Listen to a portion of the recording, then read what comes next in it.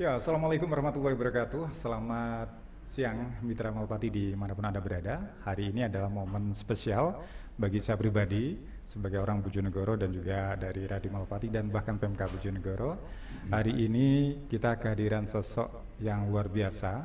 Beliau asli Bojonegoro, tapi saat ini sudah tinggal di Jakarta, dan momen hari ini adalah momen kembalinya beliau ke Bojonegoro. Entah kembali ini untuk pulang sementara ataukah memang lagi kangen-kangenan sama sahabat-sahabat. Beliau adalah Bapak Yusuf Susilo Hartono, seorang jurnalis, seniman, budayawan, bahkan pelukis juga, entah apa yang tersemat di beliau. Kita sapa beliau. Assalamualaikum, Pak. Waalaikumsalam warahmatullahi wabarakatuh. Kabar baik ya? Alhamdulillah. Alhamdulillah. Iya. Ini sudah sekian tahun ataukah mungkin baru beberapa bulan, Pak, untuk? Enggak, bulan lalu kebetulan saya juga udah pulang, jadi pulang lagi gitu. Iya, di Bojonegoro. Dan memang lahir dari Bojonegoro. Saya lahir di Kalitidu. Kalitidu. Rumah saya di depan kecamatan Kalitidu. Oh, Kalitidu. Ya, kemudian saya sejak tahun 1986 ya, saya pindah ke Jakarta. Oke. Bekerja di sana maksudnya. Bekerja di sana. Ya. Ya, dan saya sempat baca beberapa catatan, panjenengan juga sempat kuliah ya di Surabaya, terus berkegiatan di sana, bahkan memunculkan sosok Bapak Yusuf ini seorang seniman, seorang penggurit juga, pelukis dan sebagainya, hingga akhirnya jadi sebuah penyemat di diri Anda, termasuk Bapak juga pernah jadi pegawai negeri sipil hingga akhirnya memilih untuk ke jalur seni. Kok bisa seperti itu? Biar kenal dulu ini ya untuk yang ada di rumah. Ya, saya ingin menyapa juga kawan-kawan yang saya yang ada di Bojonegoro dan sebagian di Tuban ya, juga di Lamongan. Lamongan juga. Saya dulu sekolah persis di depan sekarang Malopati. Jalan ya. AKBPM Suroko. Ya. SPG. Ya, SPG. Okay. Ini dulu kan masih RKPD. RKPD gitu. Betul. Bahkan Radio Brawijaya, Pak, dulu sebelumnya. Ya. Di RKPD itu kami tempat kami bermain, itu banyak juga yang kenal sama Pak Wiwi, salah satu penyiarnya. Ya, saya pernah menjadi guru di Bojonegoro, kemudian ditarik ke Dinas Pendidikan dan Kebudayaan. Saya kerja di staf kebudayaannya. Ya. Kemudian tahun 80 sampai 86 itu saya mengajar seni budaya di SMA Harapan Bojonegoro. Jadi kalau pagi di kantor, nanti siang gitu sampai sore saya ngajar di situ gitu. Belum lagi nanti kegiatan seperti KNPI, karena pegawai negeri kan harus Golkar ya. Harus. Nah, gitulah pokoknya. Tapi kayaknya 1-2 masih ketemu saya, tapi yang lain sudah banyak yang almarhum. Nah, itu suasana Orde Baru yang saat itu memang sangat berbeda dengan sekarang. Dan putusan untuk pindah ke Jakarta, di samping saya sesungguhnya pengen belajar kebudayaan.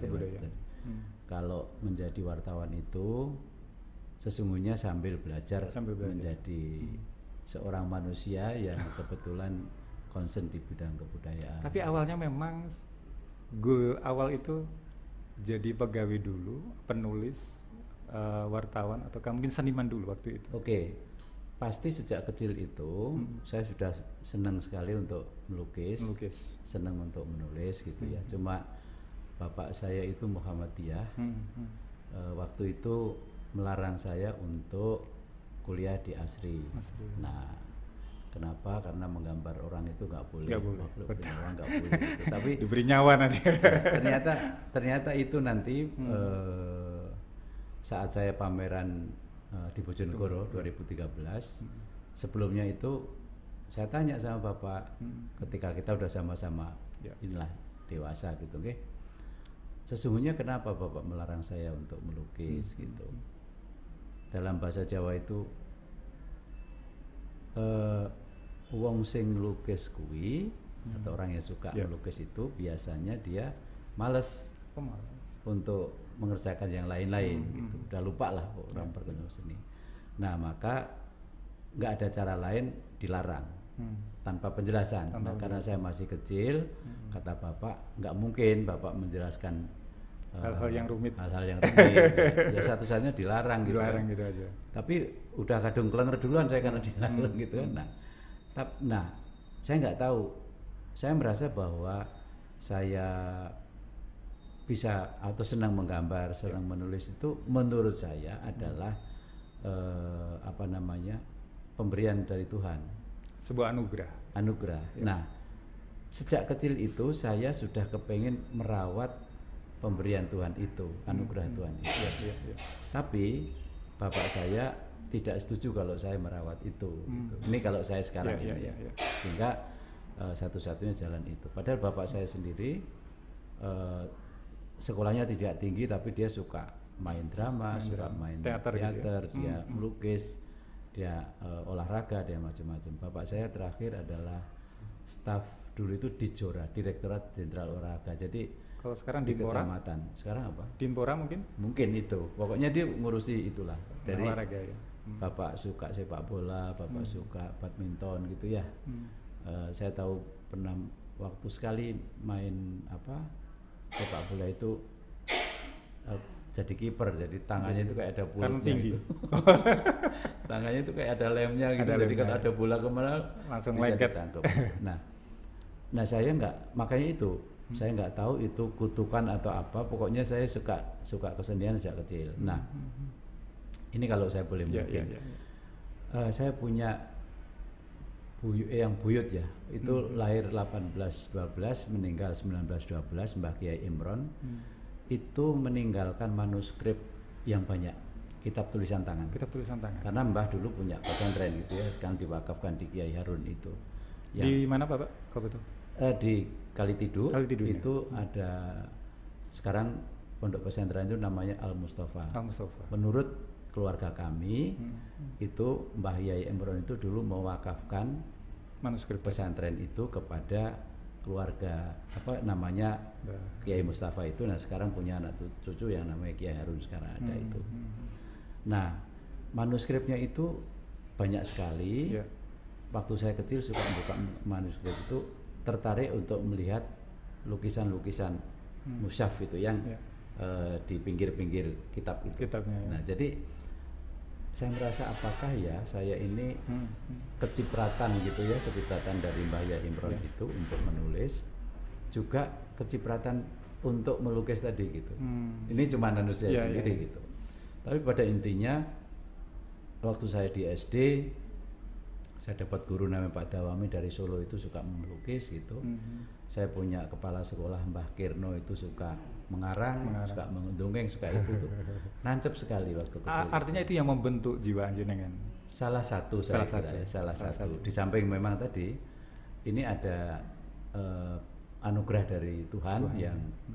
yang saya terima gitu ya. Nah, sampai akhirnya saya sejak waktu di SPG apalagi itu sudah mulai sadar bahwa ini jalan hidup saya, harus saya pegang teguh gitu. Nah, dulu saya pikir sambil jadi guru saya bisa melukis dan sebagainya, tapi situasi politik di Bojonegoro saat itu nggak memungkinkan. Tidak begitu bebas. Saya waktu itu di Bupati Pak Yono saya baik, tapi ketuk Pak Yono diganti Pak Cito, situasinya kurang nyaman gitu. Dan akhirnya jenengan harus memilih ke jalur. Ya, karena saya waktu itu gini, banyak hal yang di pendidikan itu menurut saya berat. Orang jadi guru itu kan mengajarkan yang baik. Betul. Tapi masyarakat menolak yang baik itu. Korupsi misalnya. Itu. Jadi waktu itu sudah berkembang, korupsi itu sudah berkembang. Bentuknya lain-lain kayak sekarang lah. Sekarang ini tambah parah. Baik. Nah, saya takut Mas waktu itu, bagaimana kalau Tuhan bertanya saya tentang misalnya tadi, kan kamu tahu kalau korupsi nggak boleh, kamu kenapa nggak mengajarkan yang serius macam-macam gitu. Jadi akhirnya sekolah itu hanya harusnya mengajarkan yang seharusnya, bukan senyatanya. Nah, beda ya. Pergulatan seharusnya dan senyatanya ini di dunia pendidikan saat itu saya nggak kuat. Ada pergulakan di. Oh iya, sangat. Bagaimana saya mengajari anak-anak harus hidup bersih tapi lingkungannya nggak bersih?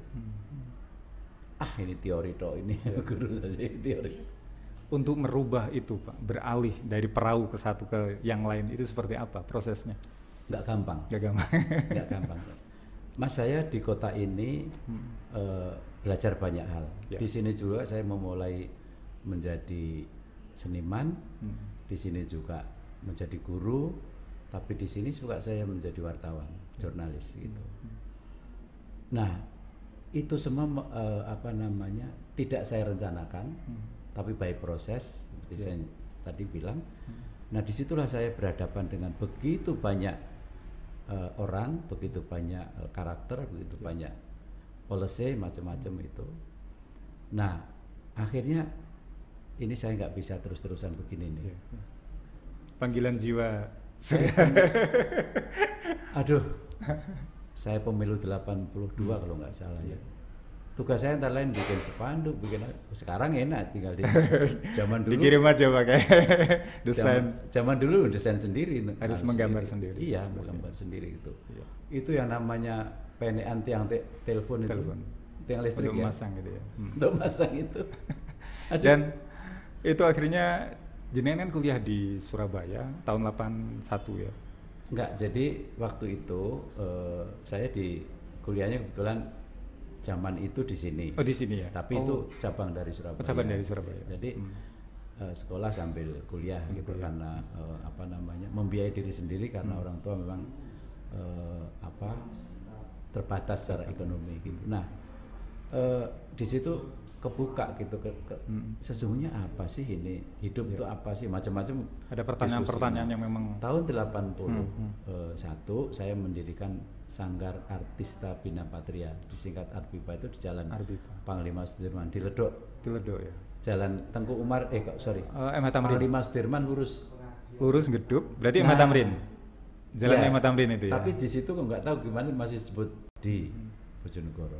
Nah, tahun 84 kita mengadakan Sarasean Jati Diri Sastra Daerah se-Indonesia. Di Bojonegoro. Di Bojonegoro. Oh. Dan itu tahun segitu ya? Iya. Saya sekretaris waktu itu.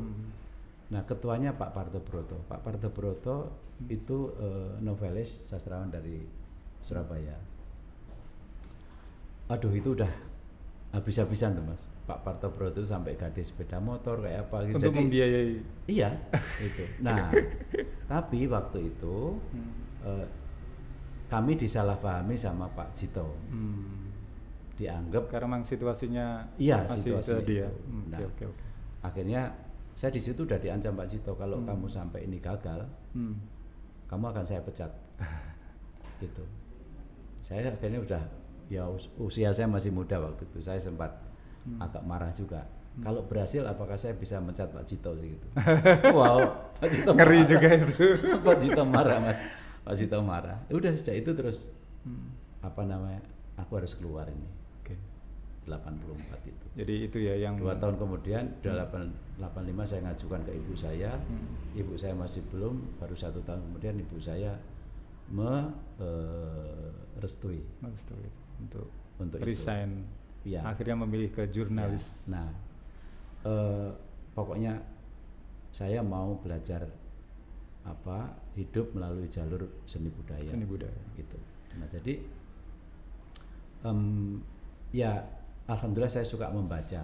Jadi sejak muda itu bacaan saya cukup banyak, dan saya pada kesempatan ini ingin kesekian kalinya mengucapkan terima kasih terutama ke Mas Haryanto, Toko Buku Nusantara, karena dialah yang mensuplai bacaan-bacaan saya dari, kan ada itu buku misalnya promosi gitu ya. Itu wajib hukumnya saya dikasih. Spesial berarti. Spesial. Nah, jadi kuliah saya bukan kuliah kesenian gitu kan. Nah, saya banyak baca buku itu. Kemudian Mas Haryanto juga yang memberi saya bantuan mesin ketik. Mesin ketik. Iya. Untuk jenengan menulis. Iya. Nah jadi kalau saya waktu itu nulis, itu Mas Haryanto itu yang nanti jaga ngecek di koran, Jawa Pos dibuka gitu.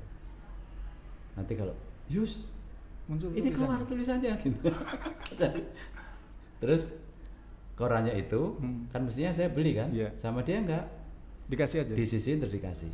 Jadi manusia satu ini termasuk orang yang spesial untuk saya. Sampai hari ini itu nggak pernah lupa. Padahal kalau usia seangkatan ataukah? Tuaan Mas Haryanto kali. Mas Haryanto. Nah, itulah yang menjadi bekal gitu, mesin tik utangan. Pokoknya kalau punya duit boleh dicicil, kalau saya nggak tahu. Dan itu menarik ya Pak. Artinya tulisan itu dikirim ke sebuah media, ketika terbit baru nanti bayaran kayak gitu lah, kasarannya seperti itu ya. Mas, Anda bisa bayangkan kalau hari ini mungkin orang nggak bisa mikir. Bagaimana saya ngirim berkas, teks itu ya, skrip ya, naskah. Ternyata apa waktu itu? Dikirim pos? Pos nggak cukup. Biayanya. Kelamaan. Oh, kelamaan. Bis. Jenengan ke sana sendiri? Saya ke Rajek Besi, ke terminal. Saya cari kenalan kondektur bis itu. Oke. Saya titipkan dengan catatan dibayar satu orang. Nah, Mas titip nanti sampaikan ke Jawa Pos, alamatnya di Jembatan Merah kan itu. Artinya memang deket sama waktu itu kan terminal kan? Orang ini yang jadi itu. Jadi kurir gitu. Betapa panjangnya ya. Itu saya ketik mesin tik utangan gitu kan. Terus ke sana terus tungguin Mas Haryanto yang nyekat itu, baru saya ketahuan dimuat atau enggak gitu. Nah, kalau saya pulang ke Kalitidu, ke rumah orang tua saya, maka saya dari depan kecamatan Kalitidu nunggu bus. Atau bus itu. Sama. Saya kasih ongkos, tolong sampean anter ke Jawa Pos. Enggak. Untuk sekarang mungkin itu enggak terlalu effort Pak. Terlalu banyak usaha yang berat. Belum tentu nanti diterima juga, diterbitkan. Tapi alhamdulillah nah saya itu kalau 3 tahun terakhir sebelum saya keluar itu, saya ke Surabaya setiap Sabtu ke Surabaya, ketemu teman-teman, bergaul dengan seniman, diskusi. Kalau ke sana bukan kok guyon, lebih banyak mikir mengasah pikiran Mas. Gitu. Dengan para seniman yang sana gitu ya. Nah, jadi hidup saya seperti itu. Senin udah balik lagi kerja kantor dan sebagainya. Nah, itulah yang karena saya udah tahu saya harus kemana gitu. Maka waktu ke Jakarta itu juga rintisannya luar biasa. Kenapa waktu itu pilihannya Jakarta Pak? Saya suka merenung di tepi sungai di belakang rumah. Sungai itu kadang-kadang jernih, kadang-kadang keruh. Pertanyaan saya, ini dari mana asal jernih dan keruh ini gitu. Nah, kan dari sumber kan, dari hulu ya. Hulu kan. Pertanyaan saya, Indonesia itu hulunya mana? Jakarta kan. Jadi kalau di Bojonegoro waktu itu brengsek itu ya. Karena memang pejabatnya itu dia kan hilir. Tapi begitu saya sampai di hulu Mas, malah merinding saya. Aduh, gila. Aduh. Ternyata kok hulunya Indonesia kayak begini. Lebih parah lagi. Di sana saya ngepost waktu itu di Kementerian Pendidikan, ketemu Pak Fuad Hasan, ngepost di penerangan, ketemu Pak Armoko. Jadi bersahabatlah sama mereka. Jadi lingkungan itu yang membentuk saya akhirnya untuk tidak lagi memikirkan hanya Bojonegoro. Terlalu kecil gitu ya? Ya nggak terlalu kecil. Nggak terlalu kecil. Nah, saya harus mulai berpikir tentang Indonesia. Nah, keindonesiaan itulah yang sejak dulu, setidaknya 1986 itu mulai menjadi frame dalam saya berpikir kebudayaan itu gitu. Jadi apa namanya ya, tentu ini ada perspektif global, ada nasional, ada lokal. Gitu. Nah itu juga yang saya itu keluar Bojonegoro kan usia 28 tahun gitu. Sampai sini ya bolak-balik pulang sih, cuman kok ini ya, ini tadi kemarin tuh waktu saya pulang terakhir, aduh saya kan sudah asar Mas, isyaratnya kan sudah asar ini. Artinya ingin iya kan, paling tidak apa sih ini yang sesuatu yang bisa saya berikan oleh teman-teman yang kebetulan mungkin kepingin juga mendalami dunia jurnalisme, tapi jurnalisme kebudayaan atau dia pengen itu. Kalau dulu saya tidak ada yang ngasih tahu gitu. Nah karena saya ini ilmunya dari ilmu jalanan gitu ya, ya saya kasih lah.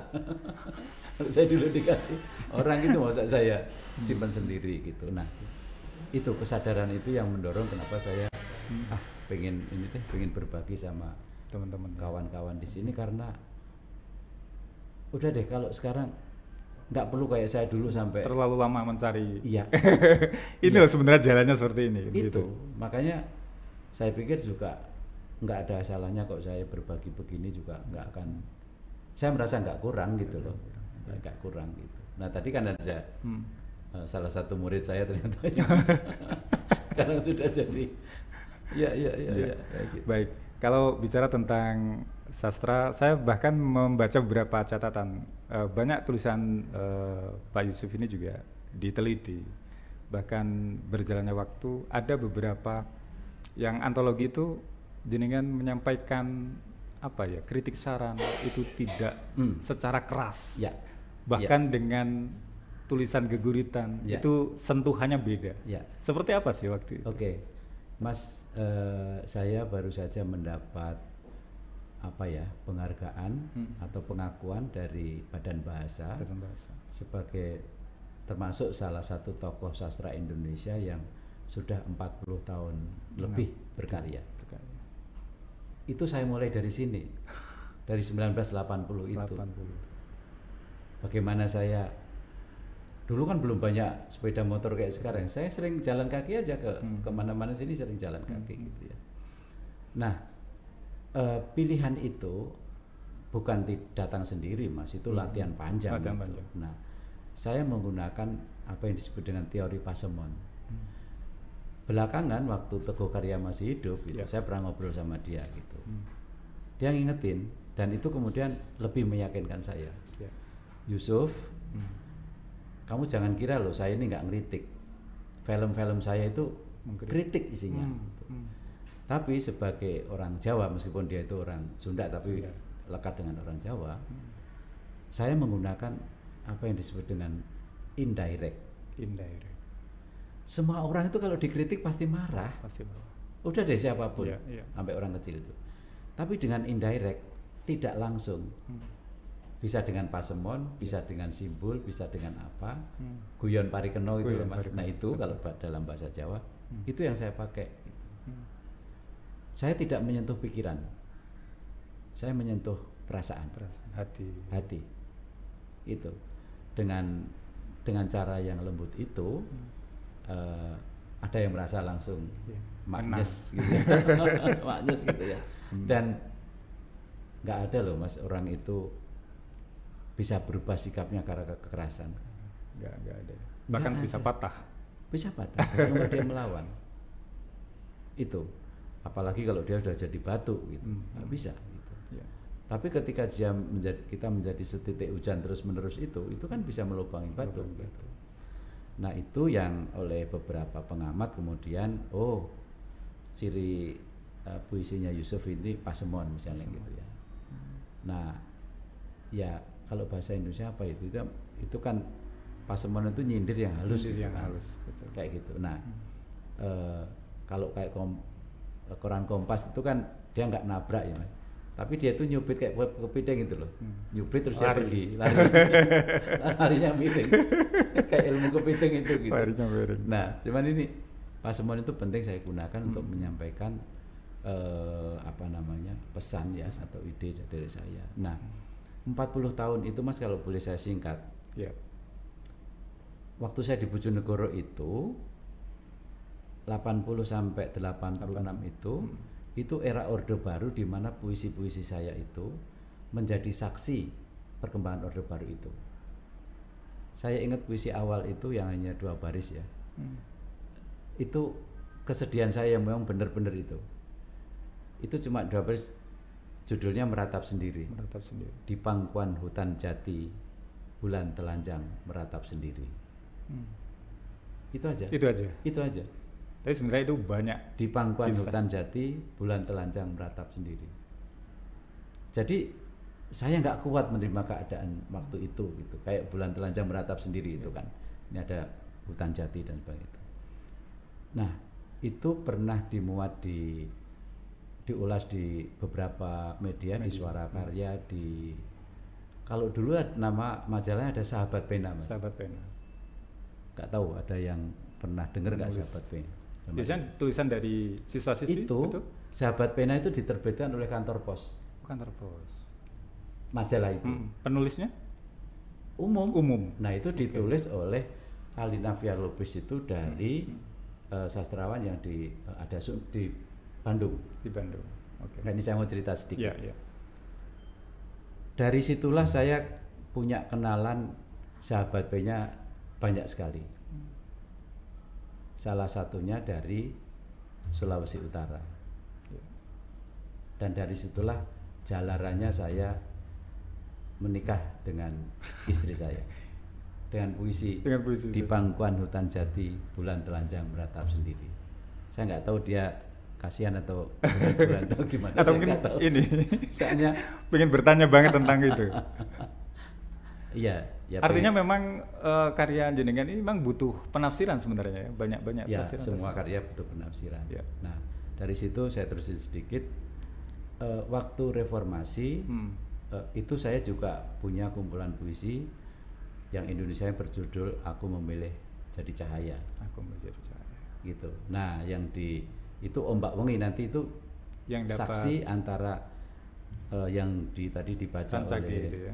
Dibaca oleh Bu Emi tadi, itu yang judul Ombak Wengi itu kan itu kemarahan saya luar biasa, bagaimana seolah-olah aduh ini apa Orde Baru itu ya waktu itu. Cuma kan nggak berani ngomong kayak begitu. Bisanya kan kita hanya menulis gitu. Jadi suasana itu harus berubah gitu.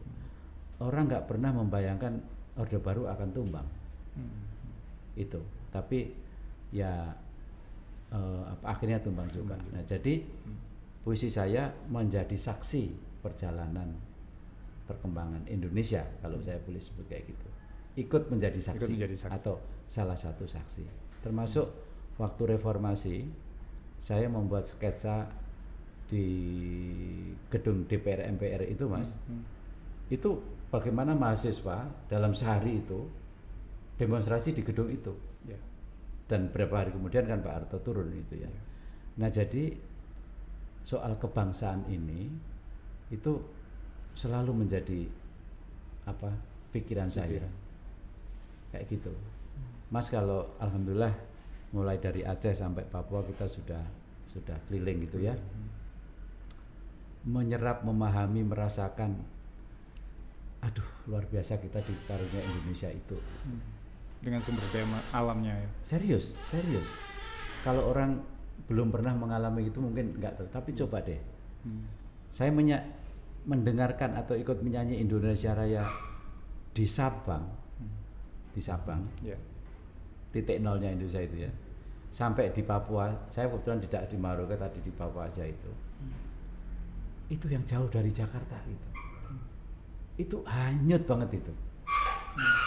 Ini hanya bahasa Indonesia loh yang bisa mengikat gini, Mas. Gitu. Dari Sumpah Pemuda itu seperti itu. Kalau nggak ada itu, bagaimana bisa? Bercerai-berai. Orang Jawa bisa ngomong sama orang Aceh, orang Jawa sama Papua kayak gitu. Nah, itu yang terus-menerus membentuk kesadaran saya sebagai ini apa Indonesia. Cuman kemudian ada perkembangan misalnya apa sih? Atau siapa sih manusia Indonesia? Apa sih Indonesia misalnya gitu. Misalnya kayak gitu. Nah, itu yang berkecamuk terus-menerus dan itu yang menjadi sumber inspirasi untuk berkarya sampai hari ini. Sampai hari ini. Nah, ini kan ke Bojonegoro, Pak. Dari 40 tahun berjalan. 40 tahun itu Ya. usia saya, Pak. Saya kelahiran 81. Jadi jenengan pas sekolah itu saya baru lahir. Berjalan jauh. Waktu 40 tahun.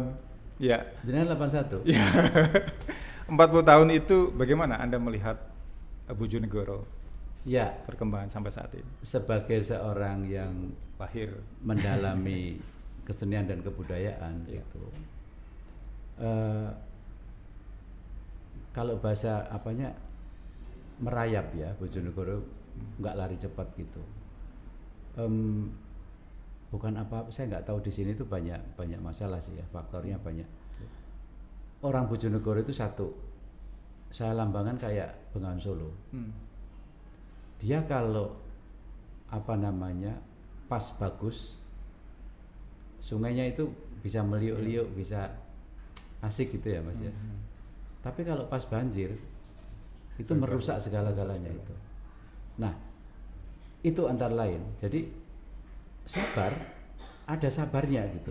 Tapi di sana juga ada momen di mana dia meledak yang nggak bisa dikendalikan gitu.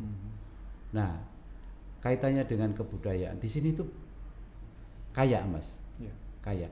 Tapi karena di sini kan Jawa Timur, tapi ikut wilayah Mataraman. Mataraman, betul. Ya kan? Ya. Mataraman. Berbeda dengan yang lain misalnya itu. Kita dekat dengan Jawa Tengah gitu ya. Maka di tempat perbatasan ini Mas Iwan, itu juga punya karakter-karakter yang berbeda gitu. Bahasa kita beda dengan orang Lamongan, apalagi Surabaya, apalagi Madura gitu ya. Kita dekat sama itu. Nah, sehingga kalau ngomong tadi didiskusikan ciri khas gitu ya. Itu yang penting untuk dicari lagi tentang ciri khas jati itu. diri dari ya, misalnya kita semangat apa? Sesungguhnya bagus itu semangat Samin ya. Meskipun kita tahu Samin bukan asli dari Bojonegoro gitu ya. Itu dari Klopodur, kemudian di sini tuh kayak sempalanya gitu ya, masih ada gitu. Nah, Samin itu kan ada nilai positif misalnya kejujuran. Jujur ya. Jujur, terus tidak boleh kita iri, dengki dengan orang lain. Misalnya kayak gitu ya. Nah, cuma yang saya lihat sampai hari ini Samin baru dieksplor dari sisi-sisi luar ya, belum sampai pada sisi-sisi dalam yang itu dijadikan filosofi masyarakatnya gitu ya. Ya kalau Samin disebut sami-sami amin bagus untuk hal baik loh ya. Tapi kalau sami-sami amin korupsi ya nggak baik gitu. Nah jadi menurut hemat saya Bojonegoro harus merebranding dirinya. Nah saya berharap Pak Bupati dan Bupati sekarang ini dalam tempo 5 tahun ke depan itu bisa mempelopori merebranding Bojonegoro. Mas, kita sering dengar kita sekarang itu zaman AI, kita ekonomi kreatif apa. Sebutlah ekonomi kreatif tadi. Ekonomi kreatif itu harus digerakkan oleh pemerintahan yang kreatif. Harus disambut oleh masyarakat yang kreatif. Kreatif itu nanti sumbernya adalah pada hak cipta. Bojonegoro sampai hari ini rasanya kok belum kelihatan banget bagaimana menangani hak cipta itu masyarakatnya ya, itu secara sungguh-sungguh itu. Bahkan infrastrukturnya saja mungkin juga belum. Misalnya yang seperti saya tunggu tadi, di sini apakah ada perpustakaan yang digital yang menyimpan hal-hal yang untuk kekinian gitu ya, yang mudah dijangkau. Nah, Mas, yang namanya industri kreatif itu antara lain juga sangat memperhatikan apa yang disebut dengan limbah itu dalam tanda kutip hasil karya seseorang gitu ya, yang itu nanti dipatenkan, dihak ciptakan sehingga orang itu hidup dari hasil dari karyanya itu. Gitu. Nah, di sini kayaknya masih SDA deh, sumber daya alam deh yang tapi belum sumber daya kreatif deh yang padahal contoh aja, satu lukisannya Avandi sebut aja, itu harganya bisa 1 miliar misalnya. Kalau di sini saya nggak tahu teman siapa yang itu. Kalau 1 miliar beliin tanah udah luas Mas itu. Betul. Nah, saya belum lihat Bojonegoro lari ke arah sana. Daerah-daerah lain, Malang Raya misalnya itu sudah punya satu gedung tersendiri yang punya itu. Nah, maka dari forum ini saya mengharap Pak Bupati, Ibu Bupati bisa mewujudkan misalnya pusat kebudayaan Bojonegoro tadi yang pernah digagas sebelumnya. Janganlah melihat siapa bupatinya menggagas, tapi ide ini kalau bisa diwujudkan itu masyarakat yang kena. Anak-anak sekarang tumbuh dari media sosial dan macam-macam ini, bahkan sekarang lapangan kerja juga sudah sulit ya. Nah itu maka kata kreatif itu mari kita terjemahkan bersama dengan relax, dengan apa gitu ya. Tapi itu betul-betul itu. Anak sekarang kan nggak bisa diajak seragam bareng gitu kayak apa gitu. Dia ya. punya dia nalar sendiri. Iya. Nah, kalau bicara tentang akar budaya, ini kita kebetulan ngobrolin tentang akar budaya juga. Akar budaya itu kan seperti ini ya Pak, DNA dari sebuah budaya itu, bahkan warga Bojonegoro pun punya itu. Nah, sebenarnya dibanding daerah lain, Bojonegoro sebenarnya apa sih yang bisa dikreasikan? Akar budaya Bojonegoro ya Mataraman. Tidak bisa disamakan dengan mungkin Jawa Timur bagian. Kita ya, punya bisa juga sih. Mataraman kan kita ada zona-zona ya. Zona juga, betul. Tapi lepas dari itu sesungguhnya ini kan oke, dari warisan leluhur itu. Ya. Tapi kan ada yang model sekarang itu. Jadi perspektif kedua itu kan ada masa lampau dan hari ini dan ini menuju ke depan. Oke. Untuk masa lampau saja kita hari ini nggak punya cermin. Bojonegoro nggak punya museum yang memadai untuk melihat, misalnya dari pertanian aja. Aku pengen melihat perjalanan peralatan pertanian Bojonegoro.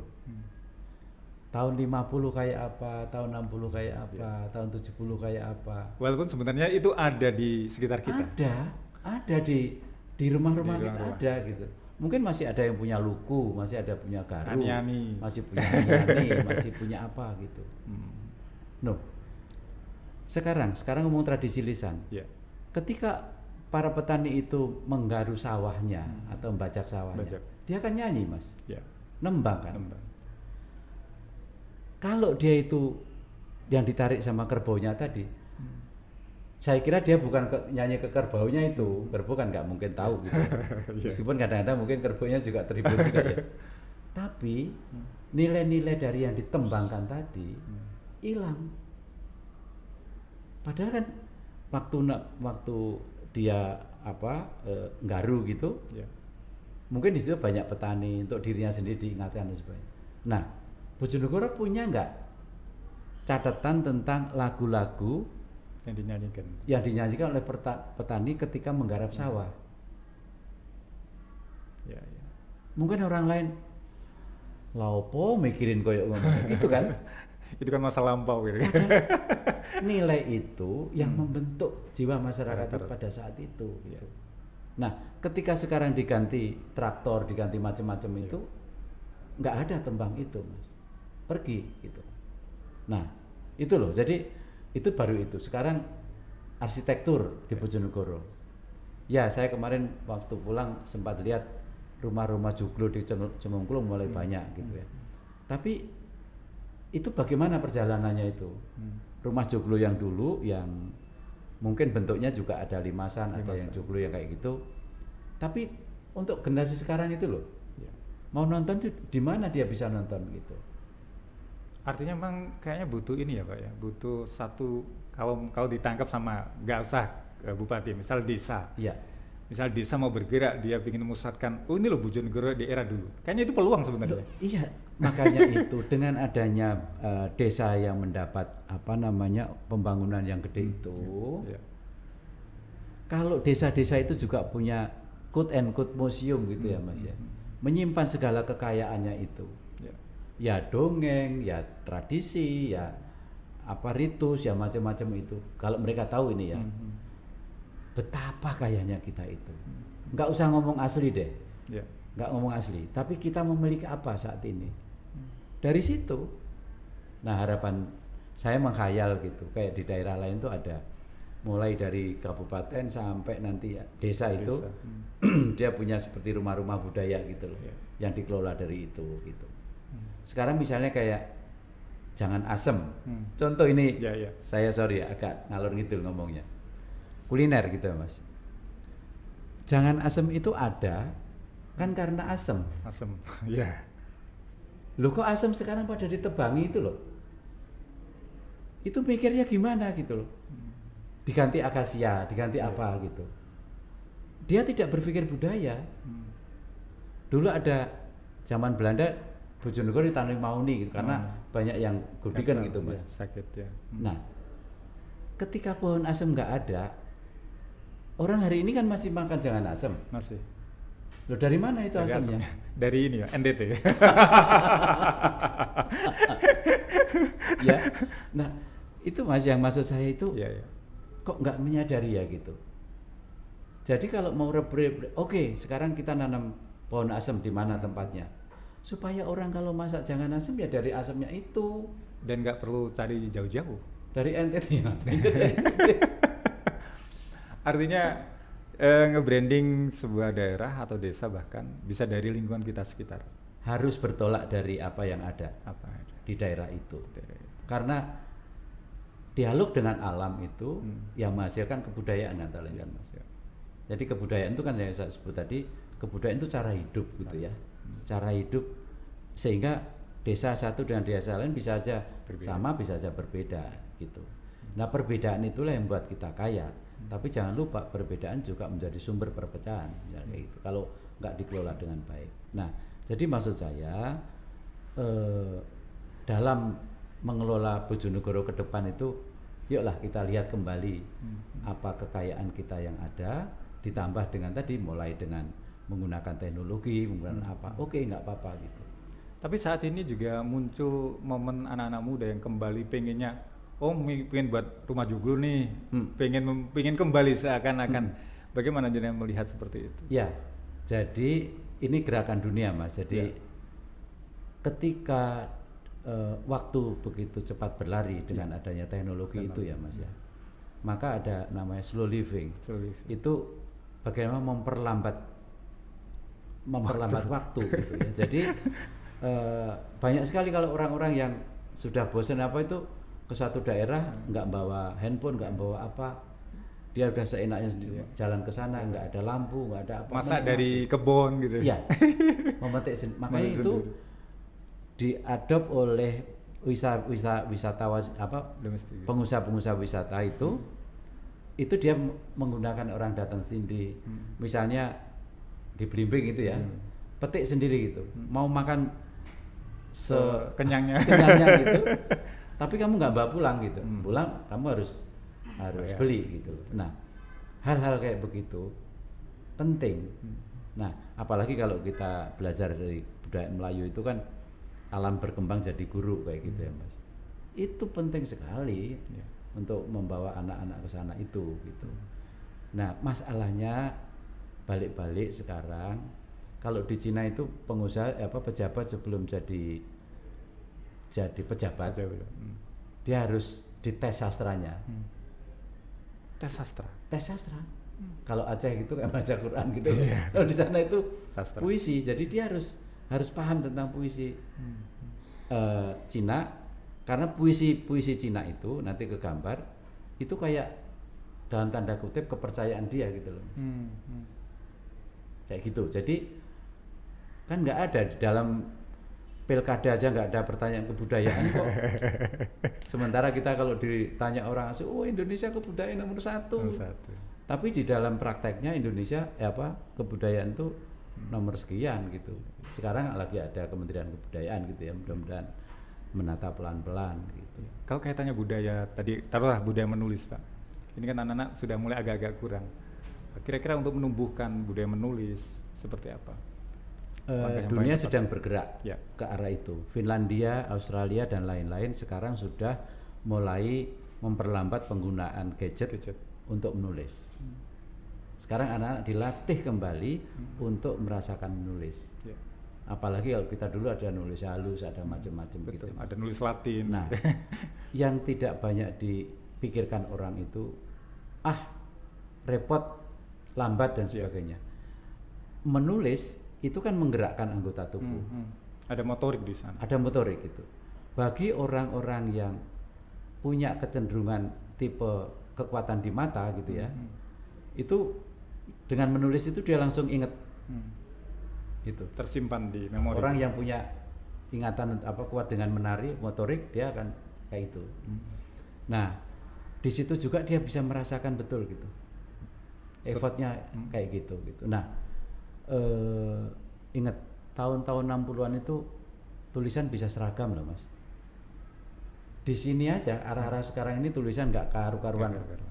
Jadi kita nggak bisa membaca ini generasi berapa, nggak bisa. Zaman itu kan Latin tulis semua. Halus itu kan ketahuan kan itu, ketahuan gitu. Jadi sekarang enggak gitu. Sekarang udah bebas gitu. Nah jadi kita boleh juga mulai melakukan upaya untuk orang kembali ke nulis ya, nulis tangan karena itu tadi manfaat. Karena saat ini kan banyak juga, bahkan teman-teman juga kadang ada sebuah seminar dia malas nulis, deketin sound, tinggal tempel aja udah muncul tulisan.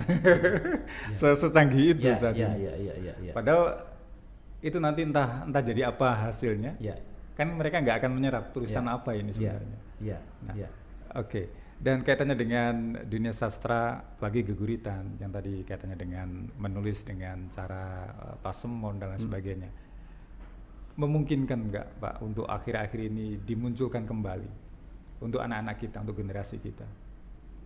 Saya kira dengan budaya teknologi kayak begini itu luar biasa. Yang penting di dunia pendidikan itu kan memukul palu kemana arahnya.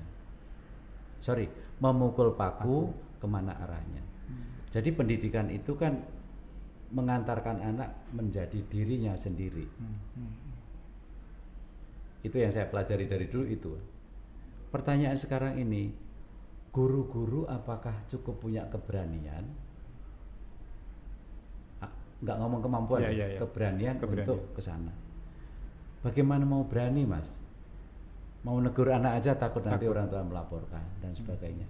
Kita, sistem pendidikan kita memang perlu diubah. Pendidikan kita yang sekarang ini era Nadiem Makarim itu kan lebih kepada ngikuti bosnya ya, jadi praktis ya jadinya. Merdeka katanya. Ya. Bukan kan ada merdeka belajar ya. Merdeka belajar. Tapi jangan lupa masih lebih banyak belajar merdeka. Belajar merdeka. Iya. Belajar untuk bebas. Nah, berkreasi. Dari sisi itu Mas, saya ingat Pak Daud Yusuf waktu masih hidup. Saya pernah pameran bareng dengan beliau. Pak Daud Yusuf itu mantan Menteri Pendidikan. Ya. Waktu itu dia di Jerman sekolah, kemudian dia punya anak gitu. Yang sering dipanggil ke sekolah itu kedua orang tua. Jadi dia karena dapat teguran. Jadi ini kalau ditegur atau apa itu lewat orang tuanya ini gitu, bukan anaknya. Ya. Ini begini. Nah, pertanyaannya sekarang di kita kalau dipanggil ke sekolah itu pikirannya, aduh salah apa ini ya, kayak gitu. Jadi kayaknya sekarang ini, sorry saya udah lama nggak ngajar ya, tapi paling tidak saya masih punya perhatian itu untuk melihat bahwa belum seimbang antara tugas guru sama tugas sekolah dan tugas masyarakat gitu. Pernah nggak sih anak yang bolos yang terus orang-orang di jalan itu, ojo bolos gitu. Terus anaknya itu, nggih, matur nuwun. Pernah nggak sih gitu? Kan nggak ada. Nggak ada. Kayak di Jakarta misalnya, orang anak-anak udah pakai putih abu-abu masuk ke mall dan sebagainya. Kan mall tidak melarang untuk itu. Ya kalau ada rahasia aja nggak boleh gitu, ada Satpol PP nggak boleh gitu. Jadi di depan teknologi ini antara murid sama orang tua kan duduk bersama ya. Kalau misalnya ada layar gitu, sama-sama melihat. Sama-sama melihat, posisinya sama-sama belajar, sama-sama itu. Gitu. Menjadi orang tua hari ini berat karena dia ditekan oleh perkembangan teknologi yang sedemikian rupa, dia tidak siap untuk ini apa nggak siap. Apalagi yang orang tuanya yang segitu feodal gitu ya, gitu, atau orang tuanya nggak tahan. Misalnya anak-anak nangis, udah nggak usah nangis, malah dikasih laptop, malah dikasih HP, misalnya ya kan ke situ gitu. Anak-anak kecil nangis gitu, udah dikasih itu gitu. Nah, di negara lain nggak seperti itu. Kita berani banget dalam hal itu gitu. Nah, jadi berat itu untuk, makanya ini dari mana ya itu. Nanti dari pesantren sendiri juga kepondal-pondal ngikuti perkembangan zaman gitu kan. Jadi ya kita harus belajar bareng gitu. Makanya merebranding, saya bayangkan itu Bojonegoro harus berani merebranding itu gitu. Dan itu melibatkan partisipasi publik gitu loh. Saya ya kepemimpinannya yang dibutuhkan kepemimpinan yang betul-betul merakyat ya. Jadi mendengarkan suara rakyat itu masuk telinga kanan ya, nggak boleh keluar ke telinga kiri gitu maksudnya. Sejauh ini Pak, kira-kira dimulai dari mana untuk merebranding dari sebuah daerah? Kekuasaan, kebijakan, policy. Setelah itu baru policy dan keteladanan. Ada sosok-sosok, contoh-contoh. Iya, jadi Mas, kita itu kan warisan dari feodalisme, warisan dari kerajaan, warisan apa itu. Maka contoh dari yang paling pucuk itu sangat penting. Nggak usah kampanye, kamu jangan korupsi gini. Kalau pemimpinnya itu sudah nggak korupsi aja, itu bawahnya juga akan takut gitu. Nah, jadi memberi contoh yang apa yang diucapkan dan apa dilakukan itu menyatu gitu. Saya kira itu akan cepat gitu. Dan ini ingat loh Mas, di seluruh dunia sekarang Gen Z itu bergerak bersama loh ini. Jadi orang-orang tua, pemimpin tua, kalau yang dia tidak mendengar itu, ini akan rontok pasti itu. Nah, ini kita dalam situasi di mana sepertinya anak-anak di seluruh dunia itu muak dengan korupsi, muak dengan manipulasi, muak dengan itu gitu loh. Itu sekarang ini lagi ke situ arahnya itu. Beberapa negara sudah terlihat. Nah, apalagi sekarang itu kita bisa live streaming gitu ya, bisa nggak usah nunggu besok, hari ini otomatis muncul gitu. Yang FYP jejaknya muncul langsung ada. Nah, maka menata Bojonegoro sesungguhnya juga harus juga berperspektif dengan perkembangan global, tentu yang sifatnya universal ya Mas, kayak gitu. Oke, Pak, ini sudah di penghujung. Kita ada terakhir mungkin ada pesan-pesan atau mungkin ada harapan dulu untuk Bojonegoro ke depan. itu Mbak Emi yang bisa. Kayak dalam konteks apa yang saya tekuni di bidang kebudayaan itu, saya kok mimpinya nggak jauh-jauh deh. Mbak Bojonegoro punya museum tempat kita bercermin masa lalu, hari ini, dan kita akan bisa membayangkan masa depan gitu. Atau Bojonegoro punya perpustakaan yang juga isinya tentang masa lalu, juga masa kini, dan menyongsong masa depan. Perpustakaan yang hari ini itu yang bisa jadi contoh perpustakaan nasional atau perpustakaan daerah yang ada di tim itu. Mas Iwan kalau ke sana itu anak bisa, kayak pasar ramenya itu. Tapi senyap dalam pengertian mereka pada sibuk baca masing-masing. Bacanya tidak kayak orang sekolah gitu. Boleh sambil tiduran, boleh gitu. Jadi cari tempat senyaman mereka. Iya. Disiapin, bantalnya disiapin. Serius disiapin supaya ya nama juga orang baca masing-masing gitu ya, kelesetan kalau dalam bahasa sini kayak gitu. Terus yang ketiga, saya rindu ada apa gedung kesenian atau pusat kebudayaan atau apa namanya lah. Itu tempat di mana orang bisa berkumpul, bisa saling berkreasi, menumpahkan kreasinya masing-masing. Dalam berkumpul dari karya-karya itu orang bisa belajar tentang hidup, tentang masa kini, tentang masa depan. Itu yang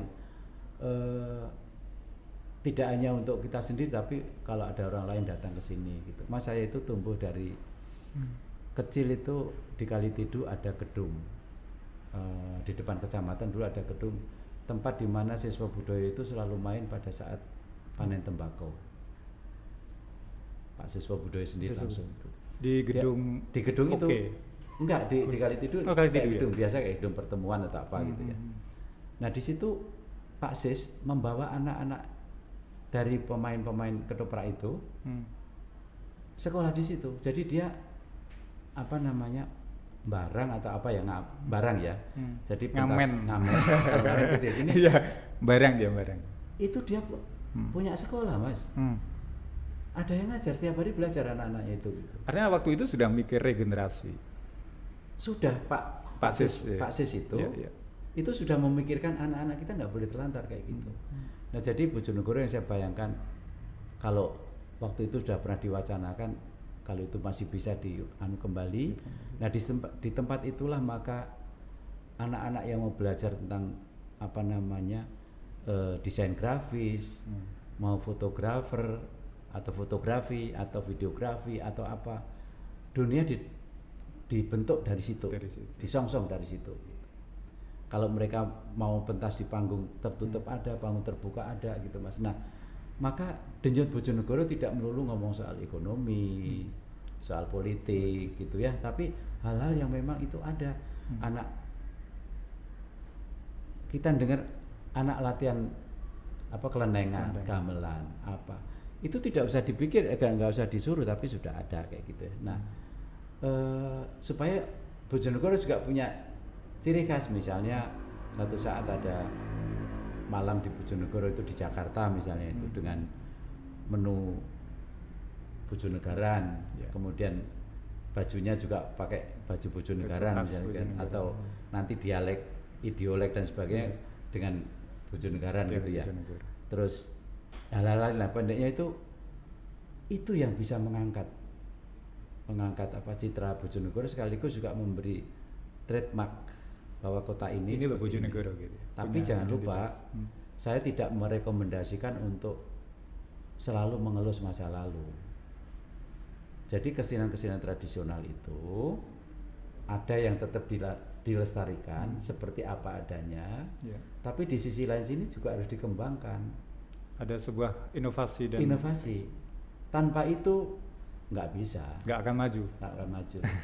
Misalnya saya lihat di Bojonegoro ada pakaian samin ini ya, seragam itu gitu. Kok begini nggak apa-apa, itu versi gitu.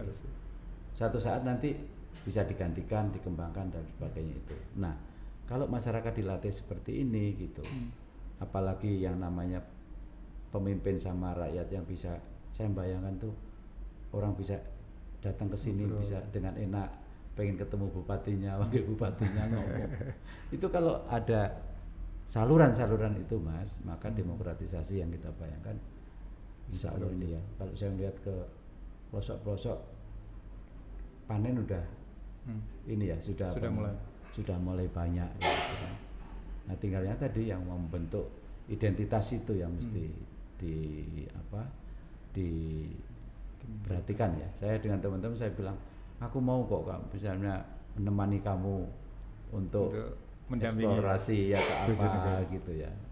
Kalau punya duit ke sini siap. Ya, itu kawan, kita sudah ngobrol banyak dan alhamdulillah beliau dengan sekian padatnya kegiatan sudah kerso rawuh di Radio Malpati khususnya di Bojonegoro untuk berbagi. Pagi tadi sudah melaksanakan kegiatan terkait dengan jurnalistik untuk pemerintahan dan juga untuk mitra Kominfo, dan hari ini Pak Yusuf juga sudah rawuh, kita nge-podcast bareng Dan inilah Bojonegoro, dan kita harus optimis ya Pak ya. Ya. Untuk optimis. Wajib. Bahwasanya tidak kaleng-kaleng gitu Bojonegoro, karena banyak sekali tokoh-tokoh nasional. Saya bilang nasional karena memang banyak sekali yang sudah hadir dengan karya-karya, termasuk Pak Yusuf.